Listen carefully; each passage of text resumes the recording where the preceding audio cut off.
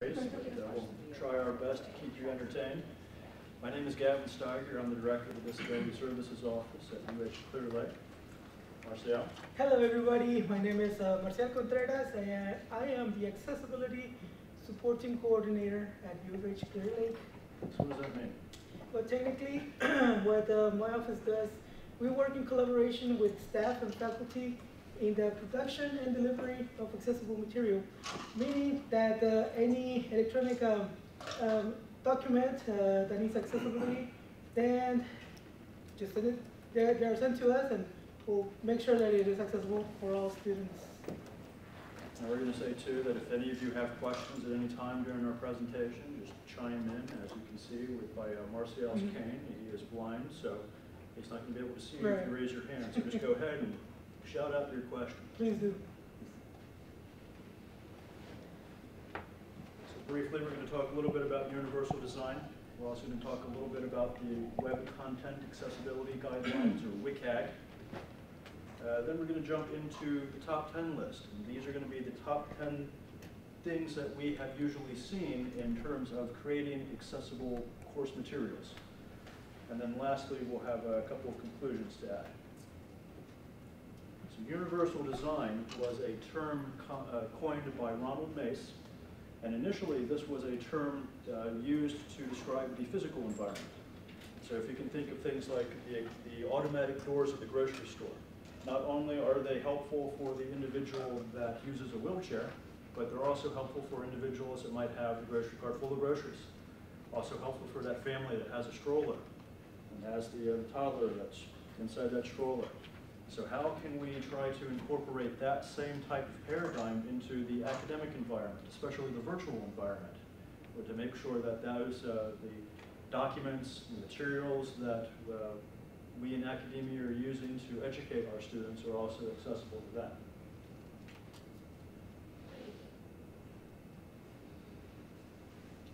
The Web Content Accessibility Guidelines were created by the World Wide Web Consortium, and these are truly guidelines. These are not regulations, these are not laws. These are purely from an outside entity that says, here are some best practices. If you're going to create any type of accessible electronic information, here are some things that you should keep in mind. So we will look at, there are 3 conformance levels. There's 1A, 2A, and AAA. The AAA level means that not only have you met those, but you've also gone above and beyond. It means that all of the videos you have are not only captioned and have transcripts, but you also have a video of a sign language interpreter that is signing all this information as well. So not everybody has to meet level 3, although it is a kind of a lofty expectation. It's usually the AA standards that I know the Office of Civil Rights for the Department of Ed and the Department of Justice are looking at. They say if you can meet those AA standards, chances are your materials are going to be accessible and you're good to go.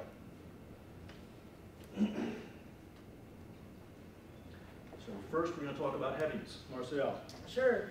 Well, here we go. So number 1, ready, is headings. So headings are very important, and if not the most important aspect of accessibility when creating a document. Headings are very easy to navigate once they are implemented into a document by a screen reader. Like, I'll give you an example. Every time I use my screen reader to get around a document, if headings are not implemented or entered into this document or a particular document, then I'm not going to be able to understand what the document is about. I might be able to read what's on it, but in order to navigate it easier and quicker, then I'm not going to be able to do that. Now, this is also helpful not only for students or people with disabilities, but also for anybody that it's able to read this document with headings. Headings are important to understand how the document looks like. So those are headings. Next slide, please. Well, you said too that they can help with the navigation. I know that if you have large documents, maybe 20, 30 pages, and students are trying to figure out where is that piece of information that I'm looking for. If you're able to put in the headings and subheadings of that, when they go to the navigation pane and open up that, and they're able to see all the different things that are on the left-hand side, they can then quickly jump to certain sections. of that document. So like Marcel said, not only does it help someone who uses a screen reader, but it can also help other students as well. So 2, font styles. Okay, font styles.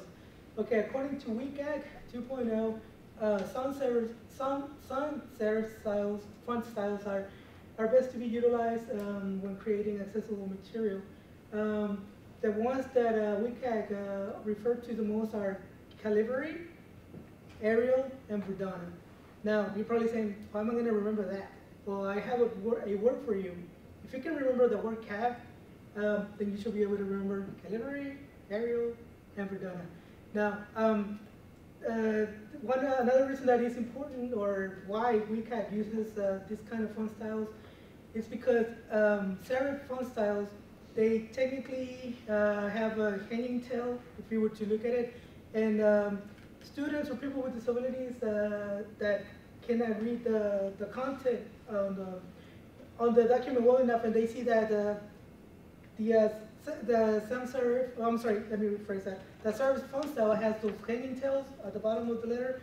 They might get confused at times. So, so therefore, WCAG recommends for us to use sans serif font styles. Also, the font size that they recommend is between 10 and 14 font style size. But the best of all, it's Arial 12 point. So that way, not only people that may have low vision, but also people that don't have any kind of disabilities might be able to understand it better. That's what I have. And if you notice with the font style that we chose, it's a sans serif font style. There's no squiggles on any of the T's or any of the other letters up there. Everything is very crisp and clean. Yes, It is ma'am. amazing that if you look at the website like Google or Amazon, they are also without serif, everything on those sites. Right. So I never thought about that, but that could be because of the accessibility. That's interesting. But they're just also easier to read. Correct. Yes. But in print, it's always serif, right? Not always, but yes. I mean, we're not saying that you cannot use a serif font. We're just saying that if you are to choose a font, these are going to be font styles that are going to be easier for individuals to read, regardless of disability. Okay. Number 3 was hyperlinks. Okay, for this one, I want you all to do something for me, okay? I want everybody to close your eyes, just a few seconds. Don't worry, and I'll be able to open them back up. Okay, so I am assuming that everybody's eyes are closed. So I wanna give you a command. So if I tell you go this way, which way will you go? Right? Okay. For that, now you can open them. For that, I'm going to talk about hyperlinks. The same thing happens with hyperlinks. A lot of the times, when there's a hyperlink implemented into a document or any other thing such as that, the screen reader will not detect what the hyperlink is if there's not a significant description of the hyperlink. A lot of the times, I would go to a website or a document might have something that says, click here. So by me saying click here, where am I going, right? I'm not going to know where to go. So therefore, it's always good to have some text on the hyperlink when you're creating hyperlinks. So that way the screen reader is able to read where am I going to go next. Another thing is that you don't want to put or write a cumulated URL. Meaning that you don't want to write the whole URL because, at times you can see that they're so long that when doing it or reading it with the screen reader, you might get confused. So by the time I finish reading that, I already accidentally pressed enter on the key, trying to get away from that link. So now I have activated that link. So therefore, if you can write a very significant description of the hyperlink, that would be great. Instead of saying, click here, if you can write University of Houston, Clear Lake, downtown, or whichever university you may work for, then I would know, okay, well, I can click here, I'm gonna go here, hit enter, and that's where I would go.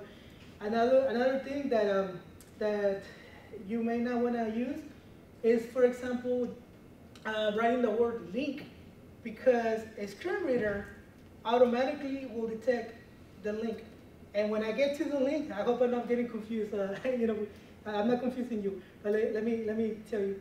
as soon as I get to a particular link on a document, the screen reader will detect that it is a link. Therefore, the reader is going to say link. Now, if you write the word link afterwards, so guess what? The screen reader is going to read link, right? So in order to get that correctly, you may want to, like I was saying, you may want to go ahead and write a significant description to that particular link. You have any? You also talked about screen tips, adding screen tips. Yes, screen tips are also good. When doing a hyperlink, because like I was saying, you don't want to just say click here. So therefore, when you're setting up a hyperlink, you want to be able to write what's it called? I'm sorry, I lost my focus here on my phone. Screen tip. Yes, screen tip. There you go. So now by doing that, I mean, if we had more time, I would probably would have shown you how to do it. But maybe afterwards, you can come up and ask me how to do that, and I can share that with you. So we're trying to condense everything into 20 minutes. Yes. This could be a day-long event. Number 4, tables. Okay, tables. Tables are, oh goodness. Yeah, tables, there's a lot to cover in tables, but like I said, I'm going to try to compress everything into just 1 minute or so. So tables, how do I call this? I call table manners, right? Why? Because when you eat, you want to have manners, right? You want to eat correctly and all that. Well, the same principle goes here as well. Tables, you have rows and columns, right? Now, when I'm explaining somebody that is visually impaired how a table looks like, I would always say, okay, well, if you extend your arms, that could be, you can imagine that those are your rows on the table, and your legs can be your columns, right? Because they support this. So that's how it will start. Then from there, in order for a screen reader to, well, let me go back a little. Even though tables are good, to enter a lot of information, it is good to keep it short. You don't want to write so much stuff on the table, because then what's going to happen, let's say you have pictures in the table, or if you erase the borders on the table, the screen reader is going to go all over the place, and it's not going to be able to read the information that is inside the table. Therefore, you always want to keep cells in the actual table, okay? Another thing that you want to do is for the headers, like I was saying, your arms, they look like your headers. They're across on top. You may want to bold them as well, so that way that the end user is able to distinguish that, hey, well, this is bolded, so that means that this could be, the headers could be, either headings or they can be information that is important for the table. You may also want to center the information that is on the tables, so that way, for example, a student that is autistic, they might, since they concentrate particularly on one part of the document, and in this case, tables.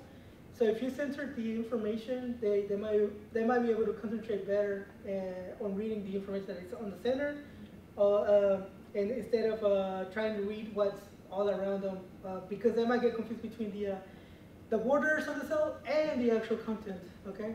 So another thing that you may want to do as well to make it accessible is put a description of what the table is about, meaning having a caption. So that way the end user can also understand what the table that they're about to read is about. Okay. See, I think that was it, right? Yeah, I believe so. That was it for tables. Yeah, there's much more, but like I said, we're trying to compress everything. So 5, alt text. Okay, alt text. Technically, it's the same thing of what I mentioned to you about hyperlinks in a sense. Not really the same thing, but somewhat the same. So if you were to see a picture on the screen, whether it's a projector or anywhere, and the end user cannot understand what the picture is, a caption could be useful, so that way the non-native English speaker might be able to understand what the picture it's trying to say to the end user. Another thing that I've encountered is when I get emails from my colleagues or from any other where else around the country, they will send pictures and images, and a lot of the times I have to reply asking them, hey, thank you for the email, but what I cannot, read it because I use a screen reader. Therefore, the screen reader is not gonna catch the image. So, alt text is very important. Technically, all it is a description of the image.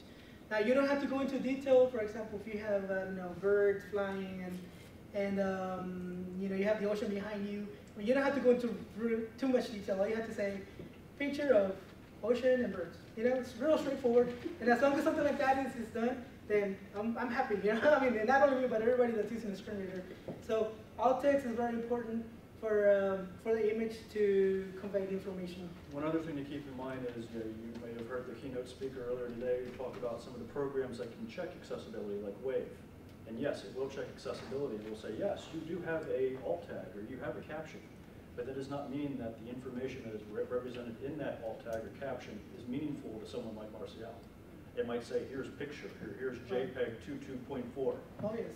For Marcial, that has no meaning or context whatsoever. So just be aware that even if you are to use one of those accessibility checkers, there still does have to be a human component to go back in there and actually make sure that that message being conveyed makes sense. And that's what my office does, okay? So that's what I'm here for. So number 6, captions and transcripts.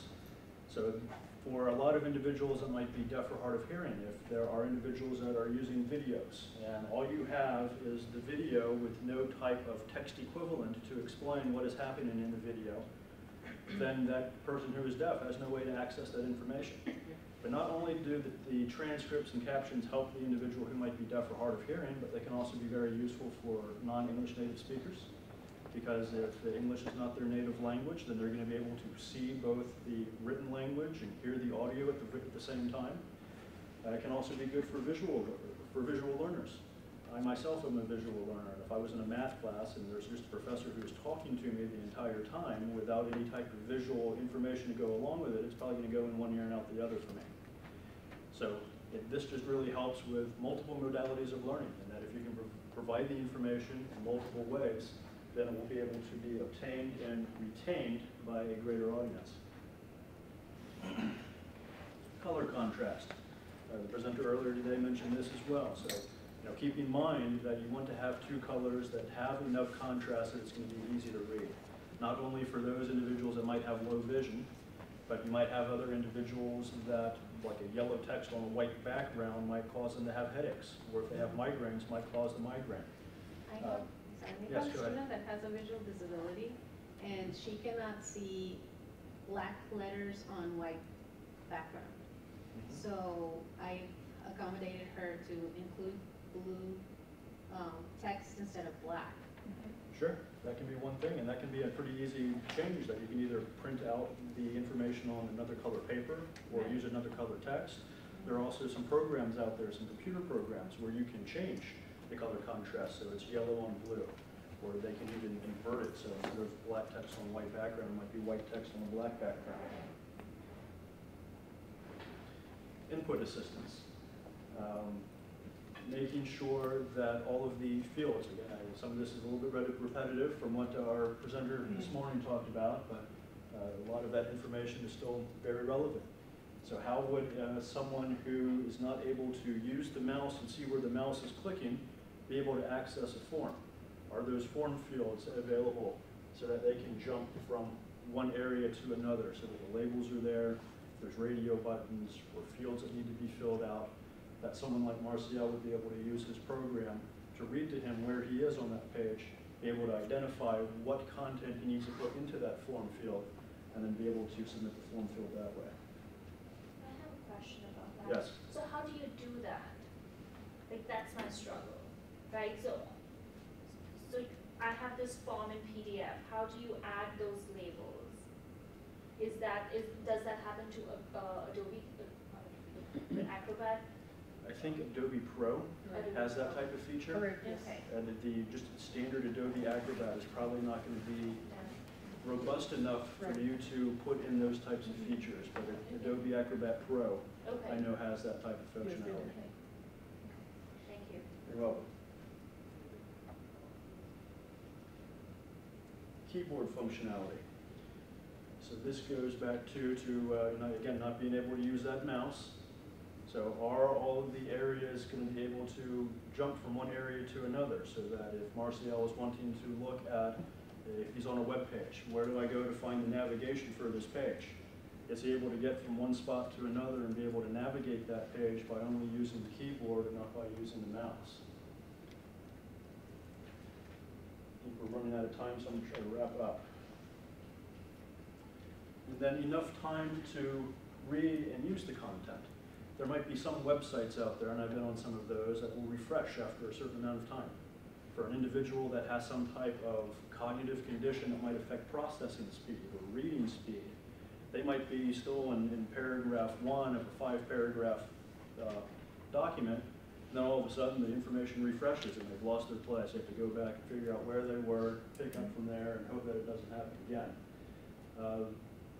Some of the websites might have the ability that you can either extend that function, so that instead of it cutting off after 5 minutes, or refreshing after 5 minutes, you might be able to either expand that to 20 minutes or turn it off altogether. And if you can do that, then that will prevent that individual from having to lose their spot and trying to figure out where they were. And then conclusions. So Marcial. Well, I just want you to know that follow the guidelines if possible. They're, like Gavin said earlier, they're only guidelines. So, don't feel like, oh goodness, I really have to do this. No, they're guidelines, and like I said, we're also here to help out, to give feedback as well. Always remember, who are you creating material for? Not only students with disabilities, but in general. So, keep working on what you do. You guys are the heroes, on this, because of what y'all do. I probably wouldn't be here, I would have probably gone to school, graduated, and now be in front of y'all, so keep good. And the accessibility techniques and the WCAG guidelines are meant not only to help the individuals that have disabilities, but by implementing those, it kind of goes back to my description of the automatic doors at the grocery store. They're going to help a broader range of people, regardless of disability status. So that is our presentation. Any other questions that you have?